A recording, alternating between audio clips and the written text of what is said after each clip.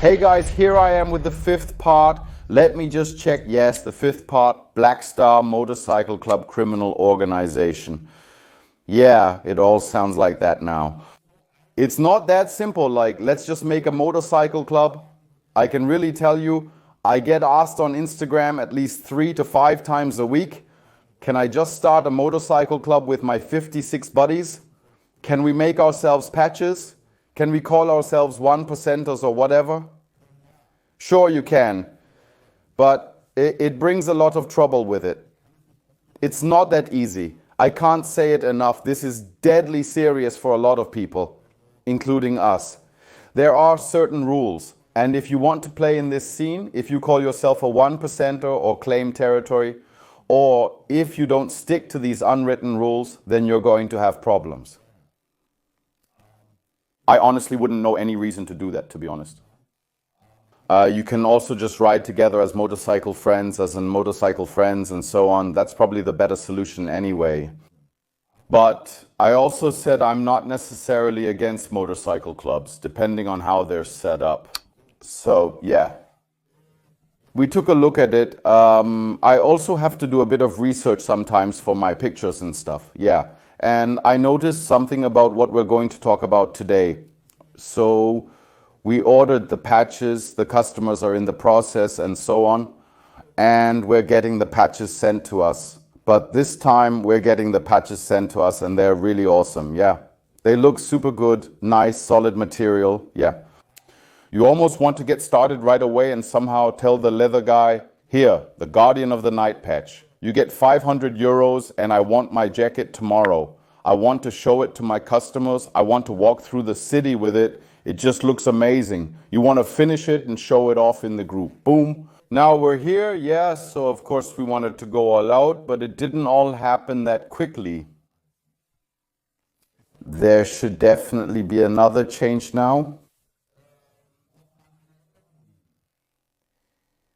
Store calls me sergeant at the Hells Angels Rostock, or at least that's what I thought. Yeah, he was during their prospect period, and then they got their vests, and he calls like, hey, where are you in the city and so on? Hey, don't you guys want to grab a coffee or something? And I'm like, what's with this tone? Well, yeah, it was just about, where does support go? That's not how it works. And I need to discuss it first and nobody's going to like it. And it's definitely not going to go through, right?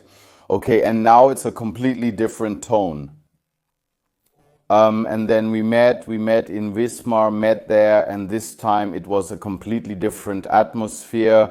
Yeah, first of all, it was more personal, like how are you and so on. And yeah, he might also have some news. And then, okay, so what news do you have? Well, he basically stepped down from the position of sergeant, and I was like, okay, step down. And I said, we've also heard a few things right. We still had Daniel, who came from Rostock, who was with us at the Red Devils.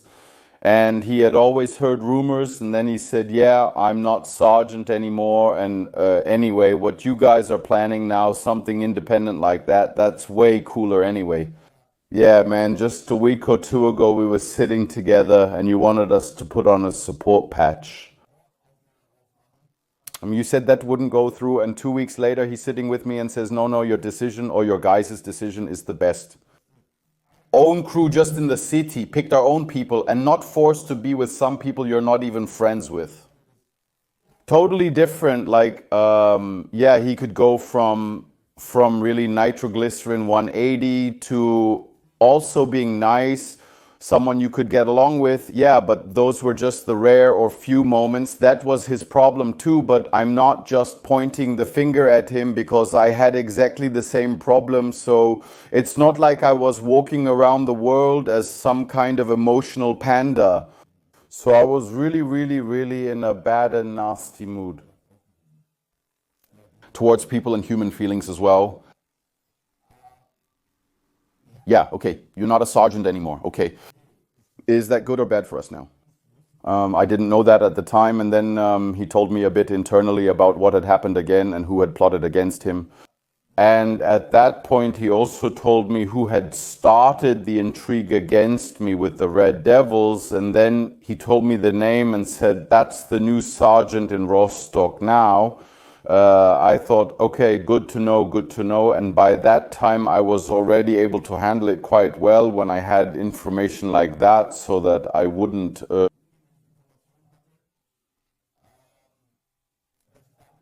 go around spreading it, that I only told one or two trusted people or even just kept it to myself. Yeah, information is really valuable in an environment like that, and I was able to play it cool whenever I met that person. I could shake his hand, stand with him, have a beer together, and so on. But of course, always with the thought in the back of my mind, or even knowing as I stood there, okay, this guy has already stabbed me in the back once, and no matter what comes out of his mouth now, everything will be a lie, or I just don't trust a single word.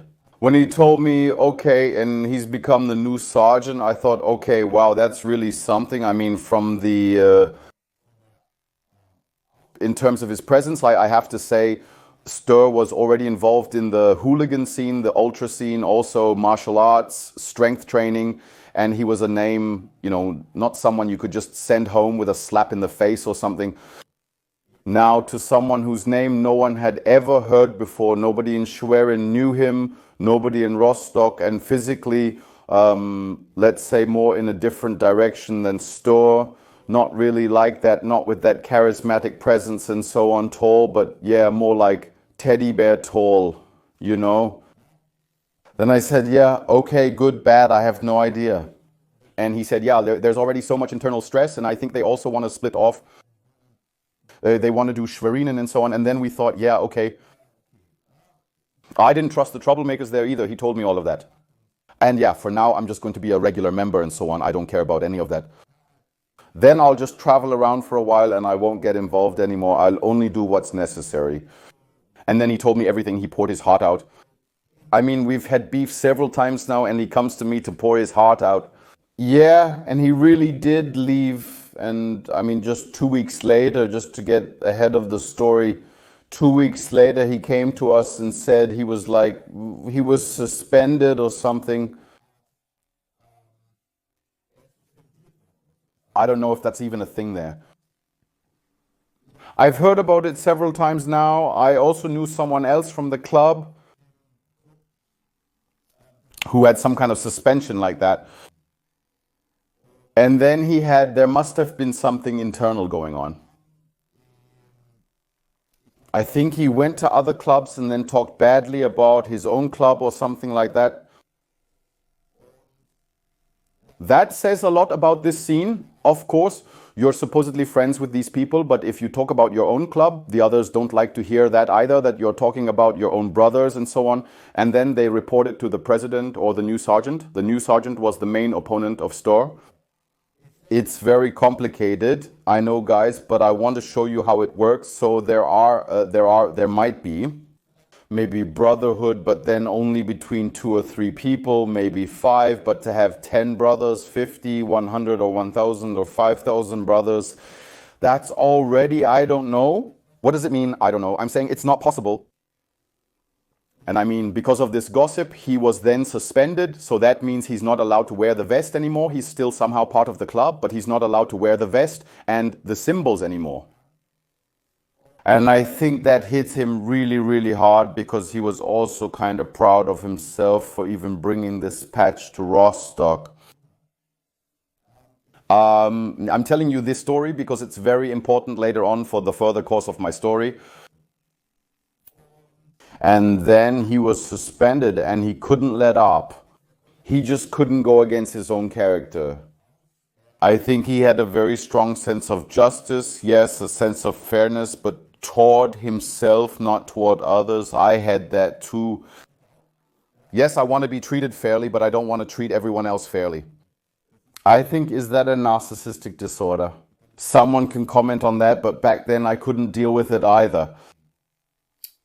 Yes, of course, he kept trying to change things with some high-ranking Hells Angels to get out of the suspension, to get rid of the new sergeant and so on. But apparently that didn't go over well within the club. And then they kicked him out of the club in no time. And that was for him, I think, like now they had taken his dignity. Yeah, now they've exposed him and he did all of that. He was already with Gremium Rostock back then with Hell's Angels Rostock, and now he's been kicked out and now he's standing there like a drowned rat. Everyone else is wearing this so desperately wanted color and he's not, and he can't even attack them. Even if he could physically take on most of them, he'd still be up against the whole club. Yeah, and that was probably very, very hard for him. He was with us, vented about it, and we just said, yeah, okay, I don't know, just go back to your soccer thing and so on. And he was already really hurt in his pride. That would later lead to a very intense war in Rostock internally with us, but that will still take some time. I think he then focused on building his own structures and played a bit of soccer again, I believe. But then for a while, Sturz stepped out of our lives. But without any beef, without anything happening, that's maybe also very important to mention. So nothing happened. So we were just newly founded, and then he tried to stir us up somehow against the Hells Angels, but man, we were a young, small public club, and now we want to take on the biggest, most powerful club in the world. No way, we're not friends, even if others have tried that before and really regretted it.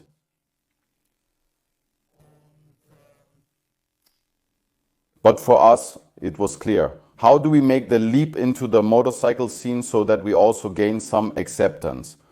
Of course, we followed the rules when founding the club, but at first a lot of people didn't care about that. Still, we wanted to be accepted in the scene, as it's not like you just buy 5 or 6 motorcycles. Yeah, and at the beginning ours looked pretty funny, hardly any modifications or anything, just whatever we could get. But it didn't matter, we had motorcycles. But we wanted to be part of this scene, we wanted to be accepted, we didn't want to just party with 30 people anymore and then not just have trouble among ourselves. We wanted the motorcycle scene from Mecklenburg-Vorpommern or from Schleswig-Holstein, Lower Saxony to come to us too, once we had a clubhouse and so on, and to actually know us. We wanted to build a reputation for ourselves, but that wasn't so easy, because what I noticed at the beginning in the first half year during this founding was an incredible gossip scene. Not that I want to put down gossips.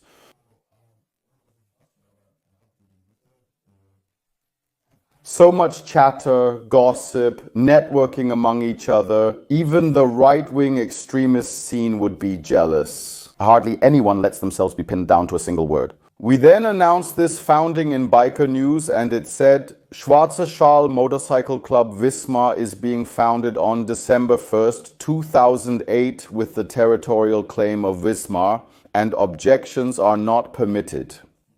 Yeah, so it was already with a real bang, a full-on attack.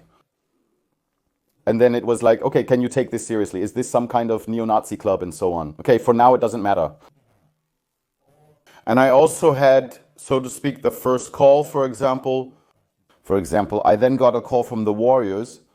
Motorcycle club, I would say. Yes, it's a motorcycle club. It's not a 1%er club. And there are some cool guys there. They were always nice to us. We got along pretty well with them. But it's definitely a very rural structure. So Wismar isn't really a big city, 50,000 inhabitants, but it gets even more rural from there. That a motorcycle club is founded, let's say, in a village where, I don't know, 6 people live and all 6 are even related to each other. 2 cows, a dog, a cat, and 18 mice. Yeah, and then people from all the villages come together. That's already a bit, I would say, rustic. Exactly, that's what I would call it. Just a quick note on my own behalf. If you want to support us, my book is out. Hate Breeds Violence, Games bestseller. The brand behind the product king among the Kongs. Check that out. There are lots of links under the video showing how you can support us in our work. De-radicalization, working against violence on the internet and in schools. So there are lots of possibilities. Thumbs up, thumbs down, leave a comment. All of that helps. Thank you very much, and ahoy, the video continues. And they were about 40 kilometers away from Wismar and didn't have any shops in Wismar. You hardly ever saw them.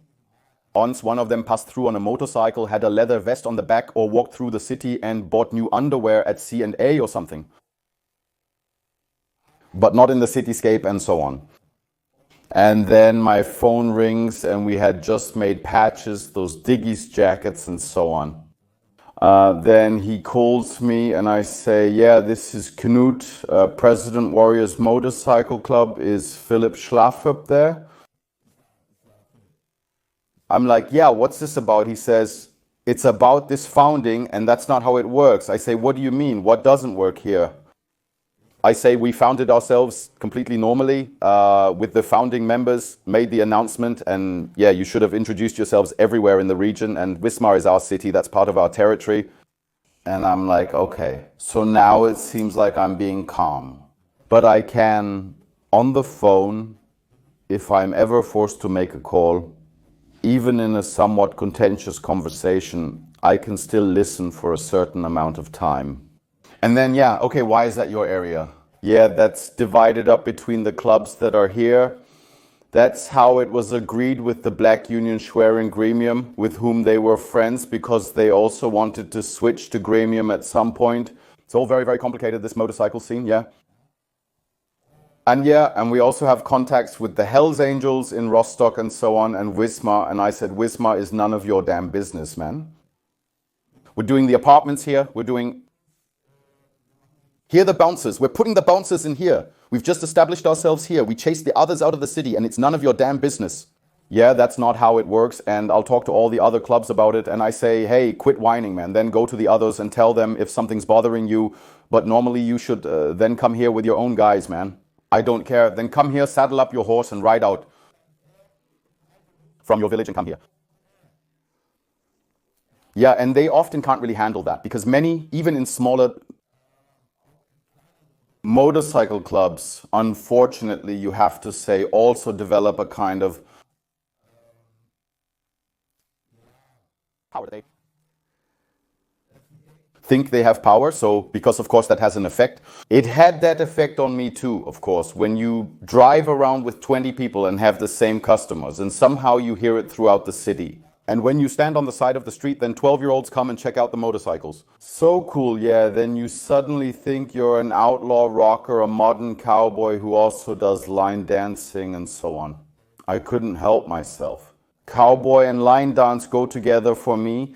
And that, of course, somehow makes you seem bigger. And when you're standing at the bar somewhere and you know this and that person and you give a high five and say brother and so on, yeah, and then nobody gets in your way. When the 3 village rockers show up, you come in with your 15 brothers wearing your vests and they step aside. I wouldn't mess with them. They show up later with the whole crew and they also know some people from the Hells Angels or Bandidos or Gremium and so on. Yeah, we didn't care about that, man. We had already felt like we were at war with much tougher people. Man, I didn't care. Yeah, I was there too and I had that kind of attitude. I thought, I don't care. My own life isn't worth much to me and if it comes to it, we'll fight and shoot and whatever else. Yeah, I was already in the zone anyway. So I said, then come here. I said, if you don't come, if you say one more word to me, I don't care about anything. Let's come to you. Well, that's not how it works and we'll discuss it first and I'll drive around. I said, discuss it with whoever you want. I said, now you hear a sound, it sounds like hanging up. So of course, first I met up with the guys, told everyone and said, listen up. Apparently there are some people here who aren't too happy with the way we're doing things and they're kind of networking in the background against us. So of course we said, okay, we need to do some kind of introduction tour now. Yeah, so to get a certain level of acceptance, people need to see, okay, first of all, we're driving motorcycles, yeah, so that we really ride somewhere on motorcycles so they see our founding was done properly according to the internal scene rules, that it wasn't just 3 people saying, oh, hey, let's make a motorcycle club, but that we also have the structures and that we stick to them. So we made it our task. I gave it to Digital, our secretary, to check out where the parties are coming up soon and what the contact details are, who all the clubs are nearby. And of course, those were the Warriors, the Halftines Motorcycle Club, Stormbringer Motorcycle Club, Born to be Wild, and Gremium Schwerin. Did I already mention Black Union? Yeah, those were the clubs in Rostock. They were all doing well, but they also had dealings with each other. 3 clubs in one city. I don't know how many inhabitants it has, no idea. And then 3 big clubs, at least in Germany. Well, it's worldwide, and I think nationwide in Germany, but also the Stormbringer Motorcycle Club, also a crew. I think back then with, what should I say, about 20 guys or so, and some really good guys among them, physically and in terms of their qualities. Yeah, they also had enough to do, and there were discussions about who was allowed to ride with colors and so on. That was a time of biker wars. About who was even allowed to ride with which colors in the city. If something like bandidos or half-teens were in the city, then no one else was allowed to ride with colors and no one else was allowed to start a new club. That was very complicated. There were a lot of talks, enmity and so on, but we'll get to all that. Okay, and of course somehow we had to go everywhere. Gremium was always complicated for us anyway. I don't even know if I can explain it. In Wismar, there were 3 people who were with Gremium, but they didn't want to join Gremium Schwerin. Because Gremium Schwerin somehow had a reputation, well, let's just say it was so-so, you know? I don't want to offend them, but it was just so-so. And they preferred to join Gremium Jew instead. Jew like the beer, I think the people who live there say Jew, and they preferred to be part of a chapter that was 155.3 miles away. And they drove there every 2 weeks by car or motorcycle or something. No idea. I don't understand how I... So, and we also said to ourselves, okay, Gremium, yeah, let's go to a party there, but first talk to the president. Then you always have some contacts. So we wrote them an email. Here are our contact details. We've just founded ourselves, like it said in Biker News and so on. We want to figure out how we do things here and how we all get along. And then we set up our first meeting and met the president of Gremium at the time. Later it was someone else. A lawyer was there too, the president of the Ein Pro Center Club in Schwerin. Yeah, I don't really know. And we met the president back then. Those were meetings, I don't know. I wish I had worn a body cam back then or something. You kind of have to imagine it like that. He had a small construction company, and then the 2 of us rode there on our motorcycles. I mean, back then it was still me and Christian, the tattoo artist, who went there. Yeah, and it's so surreal, guys. I'd really like to explain this to you because you walk in there and it's like, take a seat. And then the handshakes, and then you sit across from each other and everyone tries to act tough, and then he just starts talking. And yeah, I don't know, we noticed that too. We also have a few members who come from there, and now we're wondering how we should feel about it. Is this really a motorcycle club thing, and so on? And already the influence of this had already lost some of its impact on me, because I saw that it wasn't the symbol that made the difference, but the men who were in there. That's why I started to make it very dependent on the people themselves. In all the big clubs, I met some really good people, but also a lot of bad ones. And the bad ones thought that the symbols would make them important. And that's what made it so dangerous, because they always thought that being in their club made them special.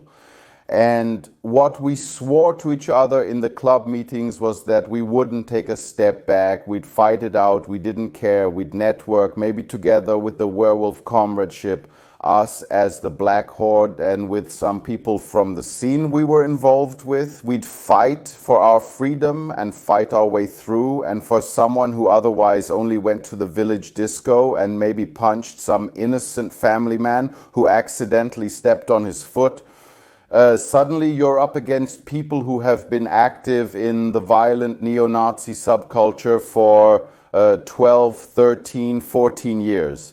They're not going to be impressed by some talk like, I'm the king here, maybe you'll get my blessing. We'll see how it goes. He wasn't prepared for that at all. That I told him, we're not here for your blessing, we want to see how we can get along here so that your guys can still ride around our city wearing their vests. Yeah, what do you mean by that? I said, well, if you're acting all tough now and saying you don't want to recognize our founding here or the territory and so on, then we'll make that happen and then we'll see. And then all your members who live here, they won't be able to wear their vests on the street anymore and they won't be allowed to ride through the city with their vests anymore.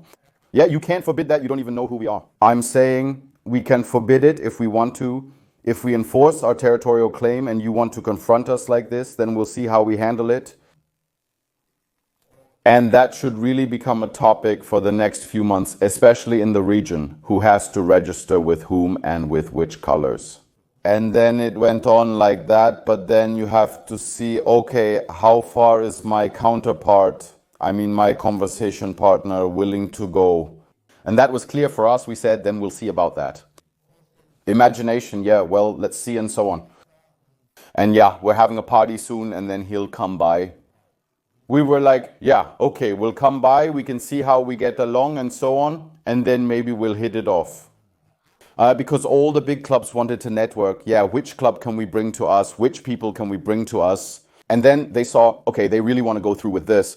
That's 12, 13 people with their circle, 20, maybe 25 people who are ready to go through with it, armed. And those were, of course, things that worked out quite well. At least not everyone immediately said, let's go over to them now and dissolve the black group. There was pretty much nothing coming from Rostock. The new sergeant didn't really take care of it, eventually called and said, here's my phone number and who's the contact person, and we're all buddies here. You were also with the Red Devils, we're brothers in spirit and so on.